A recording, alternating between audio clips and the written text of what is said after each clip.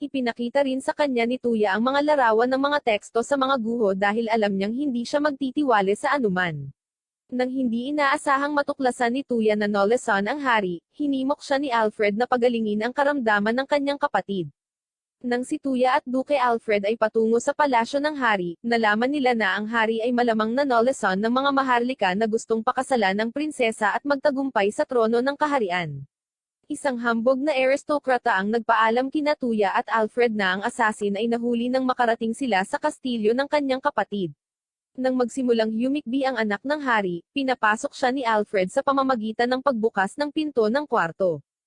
Pagkatapos ay inihagis ni Tuya ang kanyang mahika sa pagpapagaling sa hari. Sa sandaling pinuri siya ng monarko para sa kanyang tulong, si Yomina, ang anak ng hari, ay umibig kay Tuya.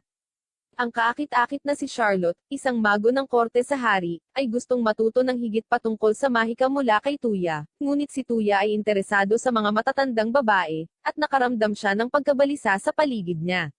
Pagkatapos ay hinahangad ni Alfred at ng kanyang kapatid na kilalanin ang may kagagawan ng pagkalason.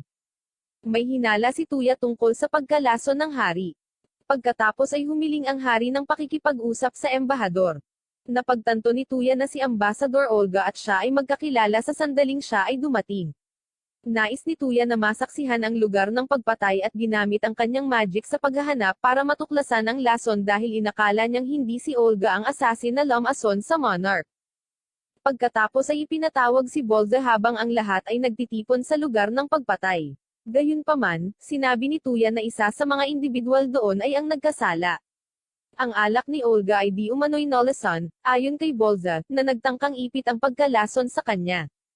Pagkatapos ay ipinakita ni Tuya ang isang bagong bote ng alak. Matapos itong inumin, pinatunayan ni General Leon na ang alak ay hindi lason. Ang alak ay inilagay sa baso ng kanyang kamahalan ni Tuya, na pagkatapos ay inutusan si Bolza na humigop nito. Pinilit siya ni Leon na uminom ng alak nang tumanggi siyang gawin iyon. Naniniwala si Bolza na mamamatay siya kapag humigop siya ng alak. Naipakita ni Tuya na ang baso ay naglalaman ng lason. Si Bolza ang nagkasala, at pinigilan ni Tuya si Bolza sa pagtakas. Pagkatapos ay muling pinuri ng hari si Tuya, at biglang tumayo si Yomina. Ipinaalam niya sa kanyang mga magulang ang plano niyang pakasalan si Tuya. Naguguluhan si Tuya sa nangyayari at hindi makapaniwala. Sinabi ni Tuya na hindi siya kilala ng kanyang pamilya at hindi pa siya nakakapag-asawa. Sinabi ng monarko na si Yomina ay may mahiwagang mga mata na maaaring magbunyag ng tunay na kalikasan ng isang tao. Pagkatapos ay natuklasan ni Tuya na si Yomina ay 12 taong gulang lamang. Ayon kay Tuya, masyado pa silang bata ni Yomina para magpakasal. Ayon sa hari, ang mga miyembro ng kanyang pamilya ay madalas na nagpakasal sa edad na 15. Nang maglaon, tinawagan ng Diyos si Tuya. Binati siya ng Diyos sa pagiging engaged sa prinsesa. Nalaman ng ibang mga babae ang tungkol sa pakikipag-ugnayan ni Tuya sa prinsesa kinabukasan. Natuklasan din nila na gustong sumali ni Yomina kay Tuya sa mga darating na ekspedisyon. Sa hinaharap, si Tuya at ang kanyang mga babae ay naglalakbay sa isang gawain. Nagpatawag si Yomina ng malalakas na lobo para ipakita kay Tuya na hindi siya walang kwentang tao. Ang iba ay nagsimulang makipaglaban ng barilin ni Yomina ang isang halimaw gamit ang kanyang pana. Natuklasan ni Tuya at ng iba pang mga batang babae ang lakas at kasanayan ni Yomina sa buong pamamaraan. Nabahala si Tuya pagkatapos ng kanilang pagtatalo dahil ang kanyang grupo ay ganap na binubuo ng mga babae. Pagkatapos ay bumalik sila sa lungsod kung saan ipinatawag ni Tuya ang isang nilalang. Sinabi ni Yomina na ang White Monarch ay isa sa pinakamakapangyarihang halimaw, at si Tuya ay nagpatawag ng puting tigre. Kinailangan ni Tuya na ipakita ang kanyang lakas upang makabuo ng isang kasunduan sa puting tigre. Pagkatapos ay ipinakita niya ang kanyang mga kakayahan sa White Monarch. Kinilala ng White Monarch si Tuya bilang kanyang monarko nang ang puting tigre ay naging biktima ng labis na kapangyarihan ni Tuya. Ang tigre noon ay binigyan ng pangalang Kohako ni Tuya. Sinabi ni Tuya na mahirap makipag-ugnayan sa ibang mga residente ng bayan dahil sa kanyang malaking puting tigre na hugis. Kaya't si Kohako ay naging isang magandang maliit na kuting. Gusto ng lahat na yakapin si Kohako dahil ang mga babae ay sumasamba sa kanya. Si Tuya at ang kanyang mga kaibigan ay binigyan ng gawaing tumingin sa isang kastilyo na tahanan ng maraming putik sa mga sumunod na araw. Lahat ng mga batang babae ay nahuhulog dahil kinasusuklaman nila ang malagkit na putik. Pagkatapos ay nakita namin si Tuya, na naghahanap sa kastilyo para sa mahalagang impormasyon para sa pananaliksik ng isang slime explorer. Natuklasan nila ang mga berdeng putik sa basement habang naghahanap sila. Mas maraming slime ang lumitaw habang sinubukan ni Tuya at ng kanyang mga kaibigan na umakyat. Ang mga berdeng putik ay umaatake sa mga babae dahil lahat sila ay nasa ibaba. Iniligtas ni Tuya ang kanyang mga kaibigan at ini-teleport sila gamit ang magic gate na ito. Pagkatapos nito, natuklasan ni Tuya ang isang nakatagong silid ng slime explorer. Ang patay na putik ay naglalaman ng isang libro, na natagpuan niya. Nang magsimulang lumitaw ang mga slime, ipinaalam ni Yomina kay Tuya na sila ay nagbabago sa isang bagay. Ang mga batang babae sa huli ay sinunog ang palasyo at sinira ang lahat. Kinabukasan, nakita si Kohako at Tuya na naglalakad sa buong lungsod. Nakita nila na may natuklasan si Yae na isang maliit na bata na nawawala. Pagkatapos ay sinubukan ni Kohako na sabihin ang pangalan ng babae. Ang maliit na bata ay kinilala bilang Lin ni Kohako, at hindi mahanap ni Tuya ang ina ng bata gamit ang kanyang pamantayan sa paghahanap. Pagkatapos, gamit ang kanyang telepono, sinubukan ni Tuya na palawakin ang saklaw ng kanyang paghahanap. Natulungan ni Tuya ang dalaga sa paghahanap sa kanyang ina dahil ginamit niya ang kanyang telepono upang hanapin ang ina ni Lin.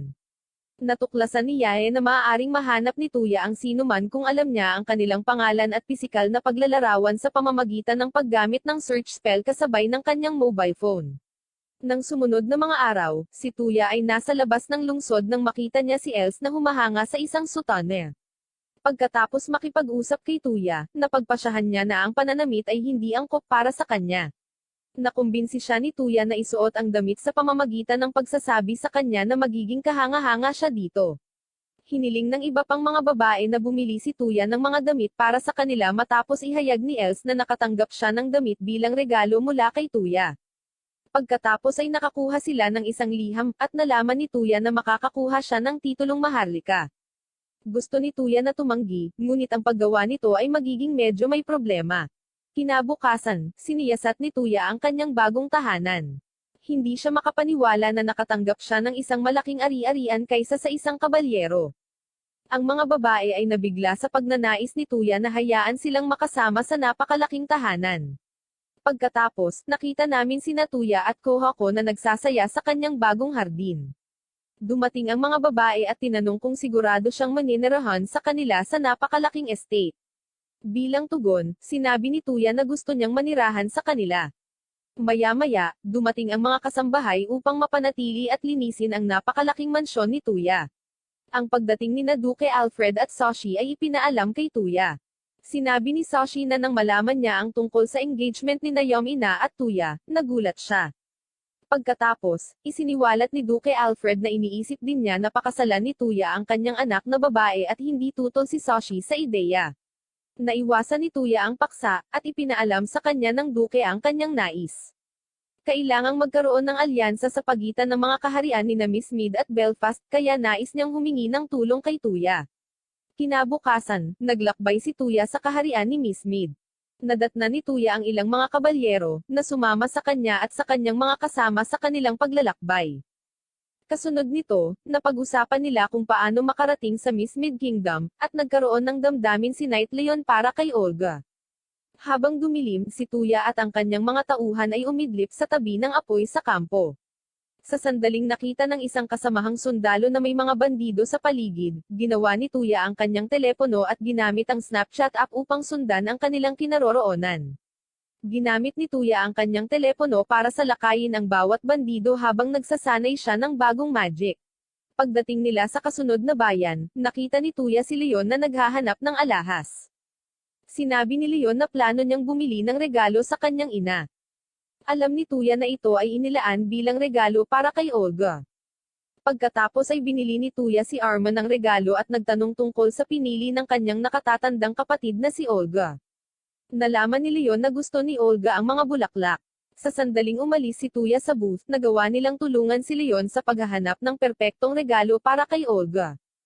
Pinuri ni Yomina si Tuya sa pagtulong kay Leon sa pagpili ng regalo para kay Olga. Nagpatuloy ang grupo sa pagmamaneho nang magmungkahi si Tuya na gumawa sila ng kampo bago sumapit ang gabi. Sinabi ni Tuya na kayang ipagtanggol ni Kohako ang lahat samantalang sinabi ni Olga na maraming nilalang sa kakahuyan. Nang sumapit ang gabi, lumitaw ang isang dragon nang wala saan. Ang mga dragon ay kumikilos ng may kainahinala, at natuklasan ni Tuya na sila ay naninirahan sa puso ng kaharian ng Belfast. Nang mapansin ni Tuya ang dragon na patungo sa isang maliit na nayon habang tinitingnan ang kanyang telepono, naghiwa-hiwalay ang kanyang grupo upang tulungan ang mga taga-nayon na tumakas. Gamit si Kohako para akitin ang dragon palayo sa lungsod, sinalakay ni Tuya ang dragon. Si Tuya ay hinabol ng dragon, ngunit nagawa niyang iguhit ito sa isang lugar na hindi nakatira. Nagulat si Tuya na naiintindihan ni Kohako ang wika ng dragon bilang resulta ng pagbabanta ng dragon, na naging sanhi ng galit ni Kohako. Gusto noon ni Tuya na dalhin ang dragon sa lupa para maputol ni Linz ang mga pakpak. Inilunsad ni Tuya ang dragon mula sa kalangitan na may malakas na pag-atake. Nang bumagsak ang dragon, pinutol ni Linz ang mga pakpak nito. Pinoprotektahan ni Tuya si Linz nang biglang humampers ang dragon sa kanyang apoy na hininga. Pagkatapos, ang dragon ay inatake din ng iba pang mga batang babae. Dahil sa sobrang kapal ng balat ng dragon, nabasag din ang espada ni Tuya. Biglang nasaktan ang dragon ng hindi pa nakikilalang kutsilyo. Pinalibutan nila ang dragon at gumawa ng maraming makapangyarihang spelling. Sa pamamagitan ng pinagsamang pag-atake ng kanyang mga kaibigan, nagawang patayin ni Tuya ang dragon. Tinalo ni Tuya ang masamang dragon, at nang wala sa oras, isa pang dragon ang lumitaw. Kaya niyang makipag-usap sa wika ng tao. Ang dragon ay nagpahayag ng panghihinayang kay Tuya sa pagkagalit sa kanyang kaibigan. Pinayuhan siya ni Tuya na huwag gumawa ng anumang gulo sa hinaharap. Pagkatapos ay pinatay nila ang apoy sa nayon at dinamo ang mga nasugatan hanggang sa pagsikat ng araw. Namangha sina Leon at Commander Garen sa kabaitan ni Tuya noong hapon. Ibinigay ni Tuya sa mga tao ang kabuuan ng mga gamit ng dragon upang maitayo nilang muli ang kanilang nayon. Ang alkalde ng nayon ay nagbigay kay Tuya ng pera bilang pasasalamat at hiniling sa kanya na kunin ang ngipin ng dragon. Pagkatapos noon, tinanong ni Tuya si Kohako sa karwahe kung may iba pang malapit sa dragon. Dalawang individual, ayon kay Kohako, ang nagtatago sa kakahuyan. Gayunpaman, narating nila ang kabisera ng Miss Mid. Pagkatapos ay yumuko ang lahat kay Haring Jamuka.